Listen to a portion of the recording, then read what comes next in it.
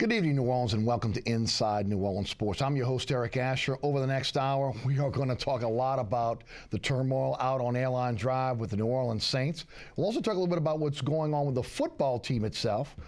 We hope to get into the LSU Tigers and the New Orleans Pelicans. Our guest tonight, Rene Nadeau of Fox Sports New Orleans and also SportsNola.com.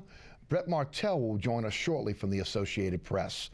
We always like to start off, find out a little bit about our guest. And Rene, you've got a laundry list of things that you're involved in on a day-in, day-out basis. Welcome to the program, and if you would, please tell the folks a little bit about what's going on in Rene Nadeau's life. Well, thank you, Eric, and I do a lot of things. I don't know if I do anything very well, but I do write for Sports NOLA. Radio-wise, work for WFAN and CBS Radio for different events in New Orleans, and football games, broadcast Fox broadcast games and some ESPN college football. Yes. So I've been very, very blessed and very lucky, and been doing it long enough, and hopefully no one catches on. I can do it a little bit longer. Normally we would start with the Saints, and I promise you we will. Well, Brett Martel's going to join us in a couple minutes. He's been working on the lawsuits that were filed today by the LeBlanc family, but Rene is with us, and of course he does a lot of stuff with recruiting in LSU, so guys, hang in there. I promise you, this is going to be a jam-packed show with New Orleans Saints talk, but I want to get his perspective on what's going on with the Tigers. First of all, the hiring of Kevin Steele and Ed Orgeron. Big plus for LSU, and they're going to get guys in recruiting. Recruiting is just a couple of weeks away, signing day. They're going to get guys that they would not have ordinarily gotten. Kevin Steele and Ed Orgeron have long extensions and tie-ins all over the country. Eric, and Ed Orgeron was head coach at USC. He knows a lot of people on the West Coast. They're going to get players visiting LSU and committing a couple of surprises that they would not have gotten. And people talk about Kevin Steele as a defensive coordinator. Actually, during his tenure at Clemson, his defense was among the top 13 in points allowed at a time. He had some outstanding players. It's not always X and O's, it's Jim and Joe's. And if you got the good players, anybody could be, or a lot of people, it makes you a better coach, I should say. So I think the talent they're going to have, they do have, and they're going to get, it's going to make these coaches that much better. They have more options. And, when you have guys coming up the bench that are as good as the players starting, and you have that quality, can go to the NFL too deep, you're pretty sound. You mentioned the Jimmy and Joes. We'll get to recruiting in just a moment, but when you talk about the two coaches that they've added, what about it from a schematic standpoint? How is Kevin Steele as a defensive coordinator? How is Ed Orgeron as a defensive line coach?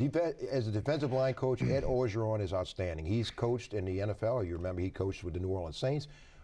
He is one of the premier defensive coaches in the country in college football. Kevin Steele, people are worried about is going to be a 4-3, 3-4. You play up to what you have. Right now, LSU is not blessed with a tremendous amount of depth at linebacker. So you may not go quickly to a 3-4 unless you have the personnel to man that. There'll be some 3-4 packages and things like that, and you may have guys who have the capabilities, Eric, of playing with their hand on the ground or maybe in a two-point stance. But they're going to go back and forth, but I really feel their strength right now is more in a 4-3 alignment. As far as recruiting, LSU was kind of some services have had them in the somewhere in the top 20, but maybe not the top 5 that we've been accustomed to. Mm-hmm. How much of an impact can these two great recruiters have in this last 3 or so weeks before signing date? I would be surprised if on February 5th, the day after signing day, that LSU is not at least in the top 10, probably in the top 5. The guys who are coming to camp right now and visiting the campus, it could push them immediately into the top 5. So, and again, sometimes the star rating is a little bit, subjective. I'm with you. Yeah, and so I don't know. And sometimes the guys putting stars don't see all the people. But my point is, LSU certainly, they're going to close strong because I know what kind of people they're pointing to. And those last slots, the quality can certainly elevate them and maybe to a number 3 or 4. Right. When you look at this situation now with Chavis, the way he left, Talk a little bit about it. It's been bantered about the phone call with Kevin Sumlin on the morning of the bowl game, leaving because of a clause in his contract that wouldn't allow him to get paid more with a longer length of time if Les Miles went out. And literally, I've heard somewhere between $250,000 and $400,000 in compensation is what he walked away from in terms of what A&M was offering to what LSU was offering. What's your vibe on what happened with John Chavis? If there's any truth, and only Kevin Sumlin knows, but if there's any truth to that, excuse me, it was not handled properly. I'm also led to believe that Coach Chavis did not address his players before he left. And if that's true, that's a bit of a surprise, and I'm strongly led to believe that. Wasn't in the locker room, but I'm strongly led to believe that. John Chavis, got to give him credit. Sometimes when a coach leaves like this, the fans turn and stuff. He did some very good things. Yes. But I think that the upgrade of bringing in Orgeron and Steele is going to very much offset the loss of Chavis. Future Brick Haley, again, obviously very close to Coach Chavis. He's been put in an administrative position at this point, kind of an assistant. I've speculated that they're holding him until recruiting is over. They're not going to allow him to get out there and get in the ears of some recruits that possibly could maybe flip to Texas A&M. What's your take on Coach Haley, and will he be with LSU? No, I would be surprised if he was with LSU. Right now, he's just manning a chair. Obviously, Ed Orgeron is in that spot, and I think anybody that he was recruiting sees a handwriting on the wall. It's not official where he is, where he's going to be, but right now he's employed by LSU, and don't think that's not going to put a gag on him and not allow him to recruit against LSU, as you just elaborated on. So I think that's the best can be. But right now, a trade-off, getting Ed Orgeron instead of Brick Haley, Eric, that's a great move. It's a great move. As far as LSU, for the first time in a long time, not a lot of defections to the NFL. And that had a lot to do with what the NFL is doing now. Yes. Only 5 guys on each team can go. And you look at guys like Chris Falk, who a couple of years ago left and didn't pan out. Sam Montgomery didn't pan out real well. He's still bouncing around. And don't think those guys don't look at that and realize that, man, if I make this leap, it better work out because I can't come back. Once you step over that line, it's over. So I think the fact that the NFL has addressed it and to give you a high rating or maybe none at all, you better think about it. The most glaring need on this team in the offseason, I've talked about it, the most defining offseason since Miles has been at LSU. For those that watch this television show, that listen to my radio show, I've said that it doesn't matter about the championships. Doesn't matter about the national championship. Doesn't matter about the gaudy record at this point. The leash to me is very, very short for Les Miles if you can't get this quarterback situation taken care of. We're hearing Braxton Miller has re-enrolled at Ohio State. I don't know how true that is one way or the other. But again, what is the possibility that they're going to be able to get a quality quarterback in the fold that again can play immediately for the Tigers? They have national championship talent. They don't have a national championship quarterback. Well, I'll say this. A month ago, no one even thought about Braxton Miller or Everett Golston, okay? So those 2 names have been bantered about, and there's other schools that may be looking for a quarterback, Oregon, Florida State, some other options. Hey, Alabama may be in that as well. You don't know how Coker's going to work out. There's names out there that are watching this situation, and they don't have to show their hand until May, and they could wind up on LSU's campus. I'll also say this. Brandon Harris was judged as a young, true freshman. And I have seen him in previous games, and he reminded me of Geno Smith at West Virginia. I've done a lot of West Virginia games at ESPN. I know. And I tell you what, Eric, he reminded me a lot of his skills. I think he was shell-shocked a little bit when he came into the Auburn game. Once you take that hit to the belly, it's tough to recover. And I think it's no way of knowing for sure, but I think he's going to be okay. I wouldn't judge him on just what he did his freshman year. He does possess the skills. He's got some growing up to do, and I think you'll see a much better version in 2015. How much better? I don't know, but you see a much better version of what you saw this year. Rene, you're connected to that LSU program. You know a lot of these high school coaches. You cover high school football. You've got a recruiting show on television. Brandon Harris was one of the top quarterbacks coming out of high school. He was an early enrollee. Obviously, he was a guy that wasn't involved in a pro set, but that's something that a lot of players are able to make that transition. We've heard that he has not been able to digest the playbook. What lead you to believe that all of a sudden a full offseason will turn this around for Brandon Harris? Well, I'll tell you, and that's a good question. And first of all, it's tough, as you know, Eric, it's tough to really simulate what you're going to do in spring practice until you step between the lines in Tuscaloosa and Auburn and Arkansas and those places, Texas A&M. It's a big, big difference. And also, not to take anything away from them, but look at the receivers they had. Travin Durrell was really he had a couple of catches, 7 catches the year before. He was the most experienced wide receiver. John Diaz, Malachi Dupree, Trey Quinn. You got a lot of guys that were fuzzy cheek freshmen or redshirt freshmen who really didn't have a lot of experience.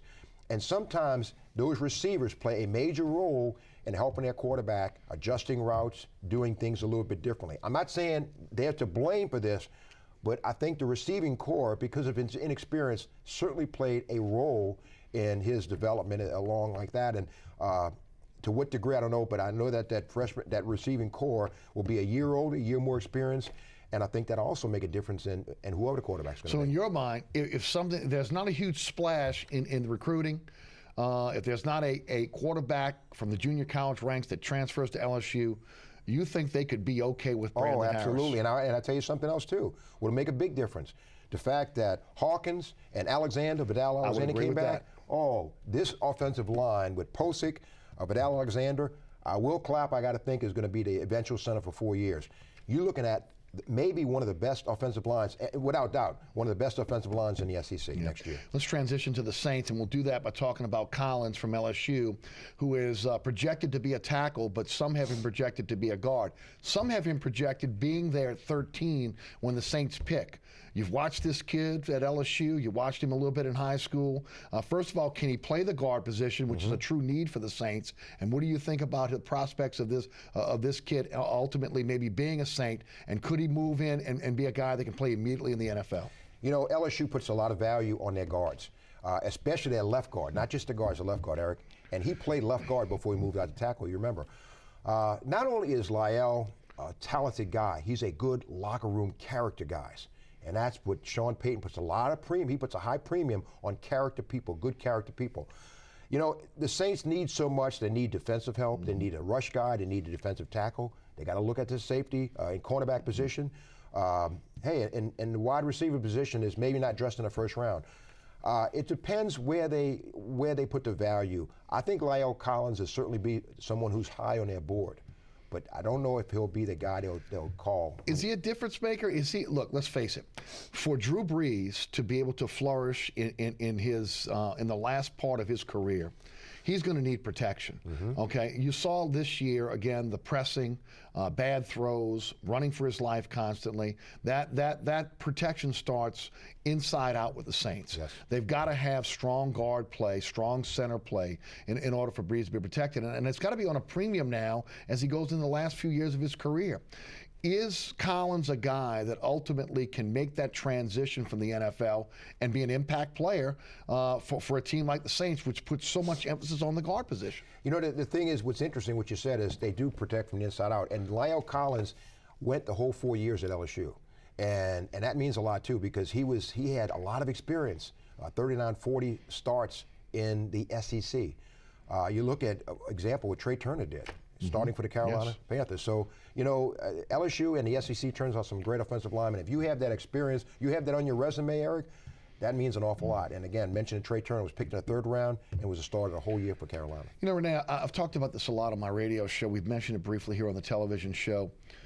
It's kind of mind-boggling when you are domiciled as a franchise in New Orleans, Louisiana, SEC country, and you look at the history of the Saints drafts, and for the most part, again, they have not chosen LSU players. They've not chosen Alabama players. 2 Alabama players, Mark Ingram, Vinny Sinceri. One LSU player, Al Woods, drafted by this team in a time when you look around the NFL and you see, especially on the defensive side of the ball, where the Saints have had needs since Peyton has been here. You've seen so many guys go into the NFL from Alabama and LSU and make an impact immediately. Not all high-round draft choices. So it's not you can't say, oh, these guys went in the top 15. Some of these guys trickled to the second, third, fourth rounds where they were available for the Saints, but for some reason they don't put an emphasis on LSU players or the SEC or Alabama players. Your thoughts? You know, and you have to think back. Devery was the last guy they grabbed. You know, well, Al Woods was, but he never made it. But I mean, he had an impact. But had an impact. Had yes. an impact. And they got a guy right now that's working out here, and he's a native. Landon Collins is a safety out of New Orleans, Alabama. Fits the criteria. What you said. Boy, I tell you, he's a big physical guy, and I don't think it's going to happen. Right, especially with the overflow of talent at safety right Exactly, but I tell you what, if he stepped in at safety, he would seriously upgrade that position right away. Right. Saints hired Dennis Allen this week. One of the things that had been talked about on this show, on our radio show, is that Rob Ryan, if he wasn't to return, Dennis Allen would be probably the guy that was coach in waiting, defensive coordinator in waiting. He will be given a senior assistant's job. We don't know what the parameters of his position will be. Talk about Dennis Allen as a coach. Talk about if you're Rob Ryan and you got this guy who happens to be, FOC, friend of the coach, who's looking over your shoulder. He better keep his eyes, behind and keep a pair of eyes in the shower. You know, the thing is that Rob Ryan, people didn't know if he was coming back. And Dennis Allen turned down defensive coordinator jobs, Eric, to come here. Yes. So he had to be promised something. And he's not given a title, defensive assistant. Yeah. So he's looking over, he has carte blanche to kind of pretty much go where he wants, it sounds like, and he'll be looking at that defensive coordinator spot. He'll have a hand in that, and it almost leads you to believe that if things go south in the first 4 or 5 games of the season, Rob Ryan will be in a short leash. Yeah, I would think so. And I think he's kind of the coach in waiting here. You know, I think public opinion, for the most part, for most Saints fans, didn't blame this on Rob Ryan, the demise of the defense, more on the players and the maturity of those players in the locker room and their inability to be able to duplicate what they did the season before. And it'll be interesting to see how Rob Ryan reacts to having this. He's always had kind of a little quasi-spy in the locker room. Joe Vitt has always been the eyes and ears for Sean Payton in the defensive locker room. Right. Ask Greg Williams, okay? But now Dennis Allen is there. And I guess my next question is, with looking at this defense, the fact that we've never seen the Saints really take a linebacker and really kind of develop a linebacker. You look at the defensive line, which looked like it was developing under Coach Johnson, really kind of stagnated this past season. Lot of fans have asked me, how come Coach Vitt and Coach Johnson are not on the hot seat, or are they? You got to say, and sometimes it comes within. Look at the guys who underachieved. Kenny Vaccaro, Junior Gillette, Cameron Jordan. Yes. You know, you got guys who underachieved. Akeem Hicks. You got guys who did not play as well as people anticipated and did take that next step from 2013 in that natural maturation process. So, it's some coaching, but it's also from within. A lot of these guys, Eric, did not really have that fire in their belly and really want to take that next step. But isn't that on coaching at that point? I mean, again, as a coach, shouldn't you have the vibe of what's going on in your meeting room, of what's going on in your locker room, what's going on with particularly that position coach who's there, that assistant position coach who's there every day with that group and understanding if these guys are ready to take the next step, or these guys are regressed, or these guys are reading their press clippings, as Rob Ryan said, as the season ended, and maybe took for granted they didn't have to work as hard. Look, 32 teams work hard, and you need some breaks in the NFL. But if you do tend to lay back and relax, other teams will pass you. To me, that's what happened to the Saints defense this year. And there's guys that had trainers and things that decided, I don't need this drive anymore, and they got it figured out and stuff. So, guys, sometimes the coaches are certainly the buck stops here, but to a degree. These players have to take stock in what they produce and what they do and things like that, because inevitably they're the ones. This is where the effort is coming from, and they know what's at stake here. And Rob Ryan hit the nail on the head. He didn't get the productivity out of these guys like he anticipated he would. And again, I don't think that's all on Rob Ryan, but I think it does trickle down to the position coaches as well, who obviously have their ear in that locker room. Rick Ripish is out.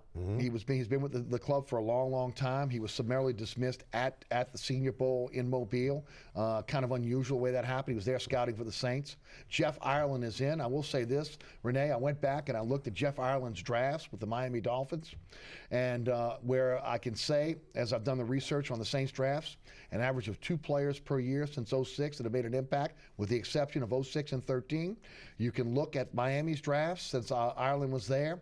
The majority of the players they have drafted have stuck around. They're either in the NFL or they're playing for the Miami Dolphins. Now, a caveat to that. The Dolphins obviously have chosen early in the draft, usually in the top 10, top 12. Yeah. It's easier to get impact players when you're drafting consistently at that point in the draft. But overall, Jeff Ireland did a nice job in Miami, just wasn't a fit for Miami long term, but at least his players are still there. Now, some will say Miami's a bad team and the players probably aren't that good. They're sticking around. I guess you could say that as well, but the draft choices have stuck around. Your thoughts on Jeff Ireland? And, of course, it looks like he's going to be over college scouting. Now, again, it hasn't been determined what his position will be, what his title will be. But your thoughts on him? You know, I'm kind of taking a wait and see here. I can't really say I feel a little warm and fuzzy with the hiring of Jeff Ireland. It's going to be a situation where, you know, I'm not from Missouri, but show me. Right. And the thing is that Jeff Ireland has done some good things, but as a general manager, I can't say I was overly impressed with what he's done.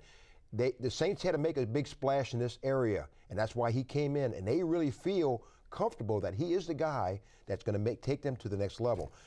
It remains to be seen. But he also knows that what's happened in the past, and this is an opportunity for Jeff Ireland. So how will he approach this new job he has, and will he make, look at things a little differently? Interesting that, again, Ryan Pace leaves. They did everything they could to keep him in the fold. Obviously, general manager's position, striking on his own was something he wanted to do. A guy that started the organization, Arnie Filko, hired him that, for the management end, not the football end when he first came on.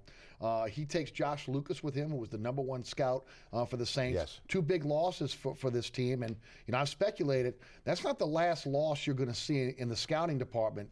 I think that when the draft is over, we'll see a purging in that scouting department as well. The Saints have said that this is about new voices.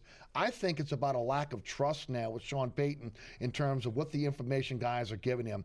A coach can only do so much, Rene, as you know. Yeah. He's got to be able to take the advice of the scouts who have been there, who have met with these players, met with the coaches, met with the moms, know the friends, done the investigation, and done the film work on these guys. And that's important. And you're trusting these guys. Yes, That's their job. eyes. Whatever they bring in, Eric, and this is who, when he gets in the draft, they look at the board, and these guys, they politic for this player who they're scouted. And Sean Payton is taking them on their word. In 2014, a lot of guys got failing grades. And without the guys coming in the draft, and if you're not doing your job and we can't trust you, and based on what some of the scouts told Sean Payton and Mickey Loomis last year, don't know if we can trust you this go around. So yeah, I agree that there may be some changes following this. You can't do a total purge right now because with the Senior Bowl and everything, but guys will be on a hot seat once this draft is over. Well, I don't think there's any doubt there will be a purge. If this is any indication we've seen where Ripus is out, where you've seen obviously this movement with Pace and Lucas gone, I think that after all the synopsis is in on all the players and the selections are made, some guys heads are going to roll. I just hope they don't get rid of the guy who's been finding these undrafted free agents. Maybe they want to elevate him because whoever that is, that's where they bank. That's where they've hit goal, not so much on draft day itself. Yeah, and as to Kyrie Robinsons and all these other guys, Yes. Junior Galette's, I mean, look at the guys they've brought. Yeah, look at the guys they've brought in. It really has overshadowed the drafts where they haven't done well when they're on the clock, but they've augmented that by, again, bringing in these undrafted free agents who have made the team. Final question, then we're going to move on to the situation, what's going on with the front office with the Saints. And I asked this question hypothetically, and I haven't really, this is among friends, and Jimmy Graham is in Miami. Is in Honolulu right now for the Pro Bowl. He's not in Miami. He's not in New Orleans. He's not getting surgery. This is a guy that could not lift his arm. He played with one arm. And my question is, why? I mean, I understand the Pro Bowl, being around the players, etc. But to me, surgery is more important. And if he plays in the game, with one arm, you're risking injury. I just wonder, for a guy that kind of underachieved this year, which has been blamed on injury, What the heck is he doing at the Pro Bowl? I wish I could tell you, but I can't even make up any reason. And I got to think that he took some bad advice to go there. I think his first priority was to look to the future. Yes. And take care of Get healthy. What right now, and his future is 2015. Right. He just signed this mega contract just a year or so ago. And again, one of these guys that, he was floating along here doing a great job. And all of a sudden he hits this big contract, and Junior Galette's another one. But the thing is that was a very bad decision. Don't understand it, and I think he either took some bad advice or didn't listen to advice and went anyway. You brought up Junior Galette, and I talked about it on my radio show this week. The police report has now been released. We know a little bit more about what happened on that night in Kenner, at least his side of it. We understand again that the alleged victim in this has her side of it. But it's compounded once again by the same individuals who were in that house that night, including his cousin, being stopped in Kenner, in Galette's car with, again, tinted windows, with possession of marijuana and other drugs. Now, let's go back to his time at Temple. The reason why he was kicked out of Temple was a relative stole a laptop that ultimately cost him his time at Temple and made him go to Stillman University. This is a guy who is a captain. This is a guy who, again, signed a mega deal when they didn't have to re-sign him because they had already signed him to a 3-year extension, but they gave him the mega bucks. He's got over $15 million that's due him this year, $12.7 million in a signing bonus that's due in early March. Do you think he gets that sign of $41 million, $23 guaranteed? Do you think he ever sees that it's not a signing bonus, it's a roster bonus. Do you think he sees that roster bonus in early March? If I had to guess, if I was a betting man, I'd say no. And I would say no as well. I don't think that at this point, I think the Saints need to make an example of someone in the locker room. He was elected captain of this team. He underachieved.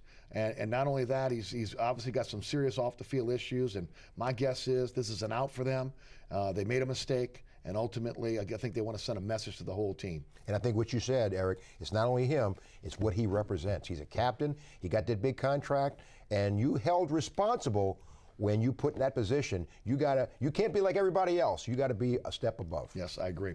We'll go to the phone lines. James is in Franklinton. James called us at 866-3200. I promise you the last 30 minutes of the show will be all about what's going on in the front office. I've been talking about it on my radio show for 3 months. I've been talking about it on this show about what's going on with the turmoil in the front office, and we'll give you everything that I know and everything that these reporters know as well. James, welcome to the show. Thanks so much for being with us tonight. Thank you, Eric. I'm happy to be back. Hadn't had a chance to go ahead and get to you, but I wanted to ask you a question following what you all just said. Do you think that Sean Payton is going to bring in some top flight assistant coaches to address the problems that it seems that a lot of these position players had? At least I think so from watching the games this past year. Do you think he's going to make an impact by bringing in some veteran assistant coaches to go ahead and make an impact on the players, or, as you all just said, give the chopping block to Junior Galette of the team? I'll hang up and listen to you all guys. Thank you, James, as always, for calling. I'm sure that there's going to be some more changes within the staff. I don't know how high they go, though, Rene. Normally at this time, unless there's somebody that's on a staff right now that you want, that's coming off New England staff or Seattle staff, more than likely you're at the Senior Bowl and you're trying to get those staff members. For the second year in a row, Sean Payton did not make it down to the Senior Bowl. No. I kind of think that there's a good possibility that someone can come in a consultant role. Maybe not a specific position, but as a consultant. I don't know if you want to call Dennis Allen a consultant, but maybe not position specific. And I think that I can see a couple of additions in that respect. That just to kind of tweak the coaching staff a little bit. Harris is in Slidell. Harris, welcome you on Inside New Orleans Sports. Hey, Eric. Good afternoon Harris, or good evening. The question I have, in the event the Saints part ways with Junior Galette, how much would that save on the salary cap, and will there be enough money for them to go find an outside linebacker? Harris, I'll hang up and listen to your call. Thank you so much. Harris, I will say this. It's a $17 million plus salary cap hit against the cap this year. It does get them off the hook for the later years of the deal, but it is a $17 million hit. Remember, again, the guaranteed money is guaranteed whether you're with the team or not. The only caveat I will say to that is there's a personal conduct policy, and that is written into each and every player's contract. If the Saints could, much like Baltimore Ravens did with Ray Rice, yes. If the Saints can say, look, one of the reasons why we're letting this player go is it's not what he's doing on the field, it's what's going on off the field between the charges of domestic abuse and then, of course, the crowd that he is surrounding himself with. Maybe that's an out for them. But if not, it's a huge hit against the cap. You're going to take a $17 million hit. And the thing is about the salary cap, it's kind of interesting. A couple of weeks ago when we had the press conference with Mickey Loomis, I specifically asked him about the salary cap being $25 million over and with all these veterans. And he said to me, or I said to the group, that this year will be a lot easier than past years, and it's not close to the $25 million that it looks like. He said they have some outs and some things that they could wiggle on. He said, actually, we're better off this year than we were last year. So that 25 is not really a hard number. They do have, so they're in better shape than you would think. We're going to take a quick 1-minute break. We'll be right back. 866-3200 is the phone number. You're watching Inside New Orleans Sports. I'm your host, Eric Asher. Rene Nadeau is our guest. Brett Martel to join us shortly. We're going to come back. We're going to get heavy into what's going on with the Saints front office. We'll talk about the Pelicans as well. You're watching Inside New Orleans Sports. Don't go anywhere.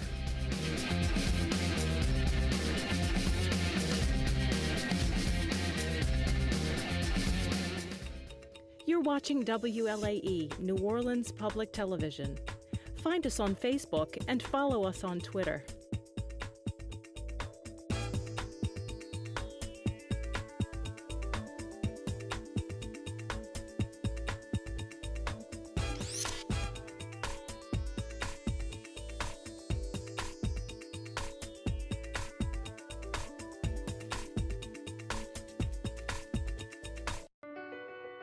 My life is full of statistics. Thing is, I could have dropped out of school and become one myself, but I didn't because I had people that believed in me. Here's another statistic. 7,000 students drop out every school day. That's one every 26 seconds. It's time that students know that we believe in them. Inspire a student and share your message of support at boostup.org.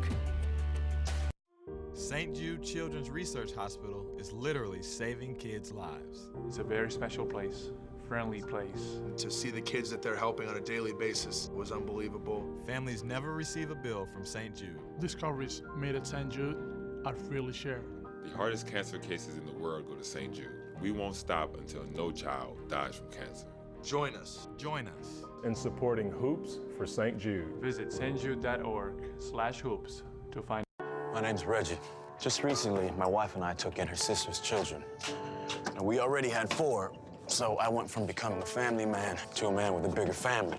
Now, you can't eat love, so I don't know how I'm gonna feed them tonight. How was that, Rich? I think I look more like Denzel. That's cold, man. Play a role in ending hunger. Visit feedingamerica.org/hunger and find your local food bank. Packers. Viking. Packers. Viking. Viking. Red state. Blue state. Vegan. Carnivore. We come from different places. Uptown. Downtown. Optimist. We come to different conclusions. Half empty. Half full. But when we live united, we create real, lasting change in the building blocks of life. The education, income, and health of our communities, our families, united. Even the person next to us. Live united. Real change won't happen without you. So give, advocate, volunteer, live united. Sign up at liveunited.org. You're watching WLAE, New Orleans Public Television. Find us on Cox Channel 14, Charter Channel 11 and 711, AT&T Channel 32 and 1032, Dish TV, Direct TV, and over-the-air broadcast on Channel 32. Know what? What? Since I got adopted, I've learned a lot about these humans. I know. I mean, check out these two. It's Flirt City over here. Yeah, I noticed that. It looks like my human is definitely into your human. Oh, look! I think she's getting his number. Nice. Your human's got some sweet moves. Takes after his dog. Oh, look, they're doing that thing where they put their arms around each other. She kicked up a leg. It's like in the movies. That's awesome. Looks like we're gonna be hanging out a little bit more. Hi, Welcome back to Inside New Orleans Sports. Each and every Thursday night right here on WLAE TV, 6 p.m. with our live broadcast. Every Friday night, you got 2 chances to see us. Here on WLAE at 10 p.m. and also on Pelican Sports Television in New Orleans, Baton Rouge, and Lafayette at 9 p.m. each and every Friday. Or, hey, set the DVR so you don't miss any of Inside New Orleans Sports. Rene Nadeau of Fox Sports New Orleans and SportsNewOrleans.com is one of our guests. And now we are joined by Brett Martel of the Associated Press. Brett, welcome. Thanks so much for being with us. Before we kick it off, tell the folks a little bit about the AP. AP is a worldwide news service based in New York City. I am based in New Orleans and essentially act as sports correspondent to the world from Louisiana. Anything major going on in sports in Louisiana, I'm supposed to handle it. As you've been doing all day. Yeah. Yeah, no doubt. We'll kick it off. We'll talk a little bit now, which I think a lot of people have been waiting for us to talk about, which is the situation with the power struggle going on Airline Drive. Guys, I've been talking about it on my radio show now for a few months. Internal strife within the board of directors, the situations with the LeBlancs, who now have been kicked out of the facility. My sources originally said that Rita LeBlanc was given an opportunity to be able to stay with the club and to have an office in the Benson Towers. She would be involved in hospitality. Obviously, that bridge has been burned. The cars have been taken away. The phones have been taken away, and they've been banished from the facility. Gail Benson, in a statement yesterday by Mr. Benson, now is supposed to assume the role of owner of both of the pro teams upon Mr. Benson's death. This afternoon, there were multiple lawsuits that were filed by the LeBlanc family. From what I understand, one here in Civil District Court in New Orleans, the other one in Texas, trying to free some assets of Mr. Benson. Also, the one here in New Orleans is stating that Mr. Benson is incompetent and unable to be able to make this decision on who will ultimately control the team going forward. I'll be honest, I have talked about that on my radio show. I've gotten information that Mr. Benson is in the early stages of dementia. We will see one way or the other whether that happens. The one thing that's troubling about all this to me is that Mr. Benson has had an opportunity to stand in front of the microphone, in front of the entire media corps, and to be able to dispel all these rumors and talk about what's going on. He's chosen to be able to use statements from the organization and to talk to one reporter, Jeff Duncan, in a one-on-one interview. Brett, I'll start with you first. You've been all over this all day long. From what I understand, it takes 3/4 of the league's ownership to be able to approve any changes in ownership within a club. What have you heard? What are you reporting on? What have you been able to find out today? Well, the NFL is aware of the situation, and it'll be reviewed by their finance committee. And they're going to have a lot of things to go through. But as of right now, it doesn't appear that that's a major obstacle. The NFL, a lot of these approval, even if it's 1% ownership that they're trying to change the structure on, they have to go through this process, and usually it's just a routine matter.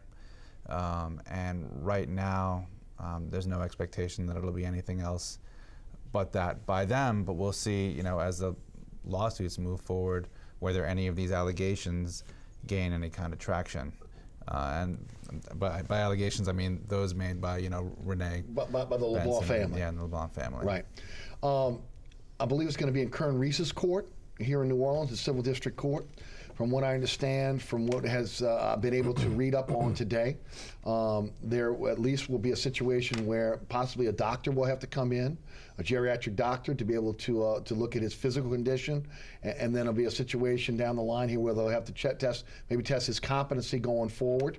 What have you been able to uncover so far? Well, the judge will have to decide whether to appoint a board-certified psychiatrist, and then if that's the case, then the psychiatrist will do an evaluation of Tom Benson as to his, I guess, mental competence to be making these kind of decisions, and they want a psychiatrist who has no history of working with the Bensons at all, of course, so that in hopes that it'll be an objective person. So the judge will have to decide this is necessary, and then he'll have to find somebody that, I guess, meets the standards of both sides, if he feels it necessary. I've been told through my sources that this has been going on at the facility for a while this year. Ever since the LeBlancs moved into the facility, it's been kind of chaos to the point that ultimately Sean Payton was affected by it, the upper management was affected by it, and they just felt that they had to somehow move the LeBlancs out to continue business as usual. You're at the facility every day. Have you ever caught any inkling of what's going on in the front office? Now, look, I know they keep things very, very close to the vest. The media is no longer allowed in the main compound. You're basically escorted everywhere on the compound. The media is in a media compound away from the main offices. But have you heard anything, experienced anything at your time at the facility? Yeah, I wouldn't say I saw anything or experienced anything directly. They do a good job in terms of putting on a public face. But I mean, I know a lot of people that work in the building, and I've heard about the tension for quite a while. So this isn't a sudden thing. I've just been kind of wondering, how they were going to manage it, especially now when, you look at the allegations in this lawsuit, and there's a lot of them. Yes. And some of them, frankly, seem difficult to prove, such as like his diet not being nutritional and instead all candy and ice cream and wine. But others, talking about him, I've covered some press conferences that he did since he bought the Pelicans, for example, where he couldn't, remember the name of one of the draft picks. Actually, see, now I can't remember the name. Right. No, it was Darius Miller. Right. That he couldn't remember. And so, some of the allegations don't seem that far-fetched, just based on my own experience seeing him around. But others, we'll have to see. I mean, it's going to be a nasty fight, I think. Yes, I would agree. Any specifics that you can give us as you've read up on that lawsuit for our audience tonight? Well, it essentially portrays Gail Benson, who has been a relatively private person as long as I've known her. I don't know much about her past before that. I've lived here 15 years, but it portrays her as a woman who has been, it talks about her being in her third marriage and having bad credit before she met him and not a lot of money, and suddenly, rising over the last 10 years to being very wealthy and trying to isolate him from his family, controlling access to him, monitoring all of his phone calls and emails, removing pictures of his relatives from his office that had once been prominently displayed. They almost portray her as messing with his diet to his detriment, as almost as if to hasten his demise. Yes. And so, those are very nasty allegations to be making, and I don't know how easy they will or will not be to prove, but if this continues on for a prolonged period of time, I think it will be a significant distraction for the upper management of the organization. As it's been, it seems like. Rene, what's your take? The thing is, it's kind of interesting. It may not be the same exact scenario, but look at Georgia Frontiere and the Rosenblums. Look at Jack Kent Cooke, how it happened with his, all the teams he had and everything else. And so being an owner of a professional franchise or multiple like Jack Kent Cooke, I mean, crazy things happen. And who would have thought that Georgia Frontiere would have taken over the Rams the way, no one thought that would ever happen. They thought Steve would do it, his son. Crazy things happen in pro sports, and people just all of a sudden, appear. And this is long from over. And one way or the other, it's going to be a black eye's heel, but it's going to be a black eye on this franchise because of what happened, and it's going to be a fight that's going to be a lot of dirty laundry is going to be aired out. Yeah. Well, I mean, I think that, in addition, they're also portraying Gail as conspiring with Mickey Loomis and Dennis Lauscher, the president of both teams, and a select number of people to help in this effort to isolate the rest of the family. And so when you think about the problems that the Saints have had in recent years, be it with the Vicodin scandal or Bountygate, well, all of a sudden now people who have been inside that building have a motivation to emphasize those things, or to threaten to emphasize those things. So all of that stuff could come back out potentially, and this, so that that would be a distraction, and of course the on Rita's side of things, I mean, who knows how she'll be portrayed? It will do damage to her reputation here, to the point where if she were to win, then where would that leave everything? But Georgia Frontiere was one of the first people I thought of when I started to get a handle on this. The main difference being that Gail is portrayed as someone who is being brought in because she absolutely wants to keep the team here, whereas George moved away. George moved, yeah. But I mean, there's craziness happens, Yeah. and you don't know what's going to happen. I mentioned the Cooks and the Rose Blues. There's other examples, but those things happen, and you can't say for sure what's going to happen with this whole thing. Will they leave her? I'm not saying that, but crazy things happen. No, I'm with you. Some have speculated for tax purposes it was better that Mrs. Benson take the reins of the franchise. That, again, it's a better chance of keeping both franchises within the Benson organization if Mrs. Benson was to take ownership. Have you done any research on that? Have you heard anything about that? Either one of you gentlemen. Well, I just specifically, I'm not sure that that's the case because either way, my understanding was it was going to be left in trusts. And so there's an executor to the trust who has control of the teams that tries to maximize the value of the trust for the beneficiaries. The problem is that when the executor decides to sell the team, and then the beneficiaries of the trust get all that money, have to pay taxes on that money, and then there's a new owner, such as the Red Sox had with John Henry buying it from the Yawkey Trust. So I'm not really sure that whether one, here Gail wouldn't inherit the teams. She would become the executor of the trust that would be, and she would be the primary beneficiary of the trust during her lifetime. But it's not like just inheriting the teams and having to pay taxes on the value of those teams. Now, you mentioned the trust. That's also been an issue now. And is it an irrevocable trust that was put forth that named Rita Benson LeBlanc as part of the owner of the franchise? Rene as the owner. Rene and Ryan getting 20% of the franchise. They are pointing, the LeBlancs are pointing to that trust, saying you don't have the right to give this franchise to Gail Benson. You've already put it in a trust that cannot be messed with. Yeah, I think technically what's going on is that Benson would argue, well, we have the right to give you the money that trust is worth now in terms of other assets or cash, and then in turn that trust can be reassigned. But according to the LeBlanc's lawsuit, they said that Gail was valuing the Pelicans at $63.5 million. It was $600 million. Yeah, $650 million. Forbes. $650 million, right. They said, bought at $300. Right, now they've appreciated about $300. Right. That's what Forbes says. So they've nearly doubled in 3 years, according to Forbes. And according to this lawsuit, and I don't know if it's a misprint, but the lawsuit seems to say that Forbes says it's worth $650 million, and that she has it at $63.5 million. And then, in addition, they have the Saints undervalued as well, well below. I think it was in the $700 million range instead of, but I'm trying to remember the exact number. Yes. Instead of above $1 billion. Yes. In either way, they're saying that's evidence that something weird's going on here, because Tom Benson, under normal circumstances, wouldn't want to agree with such a devaluation, an apparent devaluation of his assets. Now, this is, from what I understand, gentlemen, far-reaching. This doesn't just include the two ball clubs. This includes the entire Benson empire. Yes, all the building and everything else. From the Benson Towers to the banks to everything that he's involved in. Right.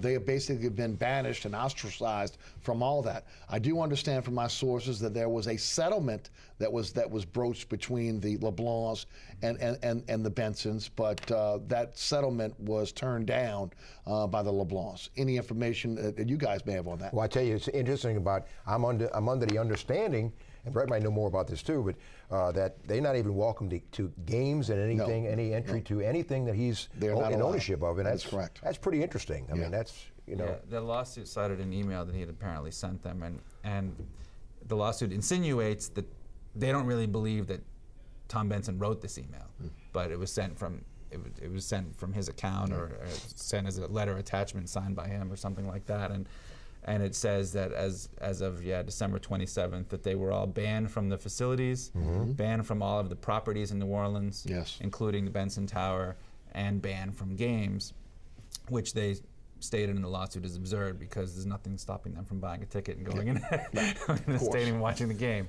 So, Some have speculated that Rita LeBlanc is not ownership material, would never be accepted by the NFL owners. Some have speculated that Gail Benson would be. Some have speculated that it's better for New Orleans that a native New Orleanian like Gail Benson take the reins of this club. Rene, I'll take you first. Any thoughts on either one of those speculations that have been out there over the last 24 hours? You know, and the thing is that, right now it's still kind of early. I'm sure if Tom Benson wants Gail, that his people and him are going to politic for Gail. Is Gail ownership material? Not really sure. Again, I reflect back to Georgia Frontiere, and who would have thought she'd do it? I don't know if Gail would get 3/4 approval. Just my guess. I don't know if she'd get 3/4 approval from the NFL owners. Yeah. Well, it's interesting because if you have an owner who's, I guess, savvy enough, and I do think sometimes that people who grew up in various circumstances that never maybe had the opportunity to get an advanced degree or be business owners, they still have a lot of common sense. They still have a certain level of wisdom. They make the right decisions when the chips are on the table. And I think what she's thinking is, I've observed over the last 10 years this business model with Dennis Lauscher and Mickey Loomis and Sean Payton and so forth that has worked and been very lucrative. And she would be a figurehead, but basically delegate, which is, I think, why Dennis Lauscher and Mickey Loomis probably appear to support the idea of her. Sure. Yeah. So the hierarchy stays in place. Yeah, and so and even Benson's statement talks about continuity of the management and so forth. And sometimes people surprise you. I mean, the Rams have one Super Bowl championship in their history, and who was the owner when they Georgia Frontiere. When they won. Oh, I understand. So true. Now Rita has worked, I think, intern probably for the team since maybe even high school, and then like summer breaks and training camp, and then during college intern for the NFL. Yes. And then has been working for the Saints, I believe, full time since 2001. So she's got over 10 years experience, and she's been almost every aspect of the team too. She started from the bottom, and they've gradually at least let her put her at least dabble in all parts of the team. Am I right? At least that's what's been reported. She was suspended a couple of years ago. Kind of again put out of the limelight. Some had speculated that there was some infighting between Gail and Rita, and this was a kind of a fight to wrestle control of the franchise, or at least favor with Mr. Benson. Can you remember that? If you do, what can you report on that? Well, I remember that the franchise tried to keep it all private. Yes, as they do a lot of stuff. Yeah, and so the reports that were out there, I think the family said that she was sick. Yes, I they did. I remember them saying that maybe during the draft. Right. And I don't know what the definition of sick really was at that time. Right. So could have been involved some of habits that she was alleged to have had at the time, or things like that. Some of those things, right? No doubt. Rene, can you comment on that? I really can't. Nothing more than again. I'd be speculating. Yes. It was about a little over a year ago. Am I correct? But closer to 2. Yeah, closer to 2 years ago, and it was kind of people blew it off, and if you had any knowledge of what had gone on, you can speculate and say this is maybe this is something that they're just trying to keep and whatever it may be, but you don't know. Yes. And so, before I go to the phone lines at 866-3200, guys, how does this affect the ball club? How does this affect what's going on now as they try to rebuild this thing? How does it affect the front office? Does it affect the football operations? How does it affect the New Orleans Pelicans, which we haven't talked about? Again, you've got a situation where you got a team that is hovering around 500 that was expected to be better. You've got a fan base that's calling for the head coach. They want Monty Williams fired. There's been no movement one way or the other on that. This organization has never been one to fire coaches at midseason. Basketball is a different situation than what we see in football. But yet again, will this affect them on the field? Will it affect decisions going forward? Can it affect it? Brett, I'll take you first, then Rene. Well, first of all, with basketball, I think that personally they like Monty Williams. They respect what he's done, and Monty has the respect of a lot of his peers. Now, you can debate all you want whether Monty is a better position coach assistant coach or Yes. a head coach, Right. and what you can debate all you want, how he manages his rotations at the end of games. Yes. Right. But what I think is that if you have a franchise, and again I could be proven wrong here, if you have a franchise that doesn't have a history of firing coaches in midseason and likes personally this coach, yes, that the odds of him being fired during the season are slim, even though in basketball the reason they are often fired in midseason is because it's 80-something games. Yeah. And you don't want a lame duck there for 40 games. You That's want right. bring somebody else in, and then you want to have a player who's building for the future and who's looking at not at so much the stars necessarily, but the marginal talent to see who am I going to keep and who can we get rid of in the offseason. So, but I just think that you never know. People always talk about athletes, for example, who may have controversy around them, like Jameis Winston two seasons ago, and his ability to compartmentalize and still win a national championship and beat Auburn. And I think, at the very least, the ability of important people in the Saints organization to compartmentalize is going to be tested. Right, and from what we understand, they were compartmentalizing over the last few months when all this turmoil was going on behind the scenes. Rene, your thoughts, and I'm going to run the phone call. Real quick, I'll just make this a quick answer. I don't think that this was going to affect what you see on the field. I mean, to a degree, Monty Williams and all, and decisions on him, or bringing in Jeff Ireland or whatever it may be. I don't think the football side is I don't affected think that at all. side at all, and I don't think this is going to affect. This will not translate into wins or losses on the court for the Pelicans. Robert is in Metairie. Robert, thanks for your patience. You're on Inside New Orleans Sports. How you doing, Eric? Hey, Robert. As far as the Saints' long-term future, I got a feeling it's going to come down to a new stadium in the next 10 to 15 years, because you see all these new stadiums in Atlanta and in Minnesota and Phoenix and all, and that's what I'm more worried about than actually the ownership situation. Right. I agree with you, Robert. Thank you. Thank you for the call. I'm on the record as saying that this city will not get another Super Bowl unless a new stadium is built. And you look at the years down the line here, I got to believe that's going to happen. Guys? Well, as far as a new stadium, I think there are two options. Obviously, they could find land and build completely new, or they could do something similar to the Chicago solution. Yes. Which is very doable, because right now LSU has 100,000 seats and over 100 suites, I believe. It's a better situation than the Bears plan in Champaign, Illinois, as far as I'm concerned. And a better situation than it was after Katrina. Right, because they've got unbridled regional support. Yes. And so they would go there, they would sell out, they would have plenty of revenue generating opportunities in Tiger Stadium, and that would give them a chance to build in the footprint of the Superdome and really do a wholesale. A more modern facility. A more modern facility that would still be in the center of town and have the kind of economic catalyst that the they want it biggest to be. question, though, is when you look at the current way that stadium's being built, I don't think this stadium is built without private money. I think that, again, you look across the board, no longer will a state or a city finance a stadium only. I think ownership will have to kick in as well. Yeah, and this was a hot topic a couple of years ago with building and stuff, and it's kind of died down a little bit, but it's going to be tough, and it's all suite driven, and the money, as Brett was saying, it's something that's going to be looked at really hard, and that's going to certainly be one of the topics put on the front, before this whole thing is done. Gentlemen, thanks so much for being with us tonight on Inside New Orleans Sports. Going to be a very volatile few months, it looks like, with the situation out at Airline Drive for both the Pelicans and the Saints. And we appreciate you guys' expertise tonight here on Inside New Orleans Sports. Thanks so much for tuning in to Inside New Orleans Sports. Remember, there's a rebroadcast of this program each and every Friday night right here on WLAE at 10 p.m. And we're also now on Pelican Sports Television in New Orleans, Baton Rouge, and Lafayette at a new time, 9 p.m.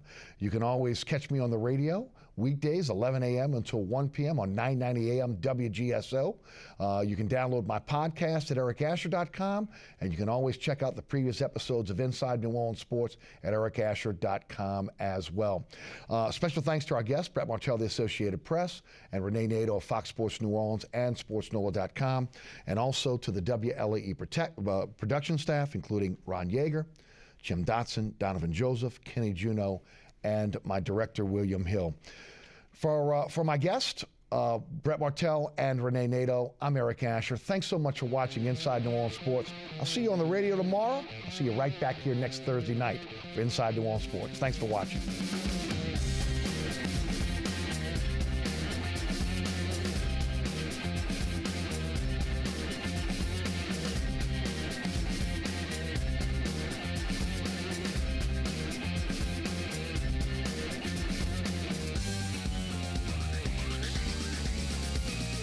Inside New Orleans Sports with Eric Asher is underwritten by...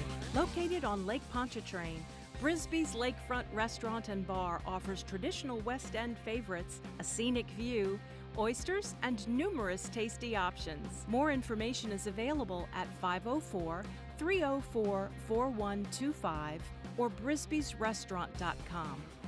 Mr. Ed's Oyster Bar and Fish House has been shucking here since 1979. Located at 3117 21st Street in Metairie, Mr. Ed's Oyster Bar and Fish House offers raw, fried, and grilled oysters as well as a range of Cajun and Creole dishes. Enjoy a dozen with a smile.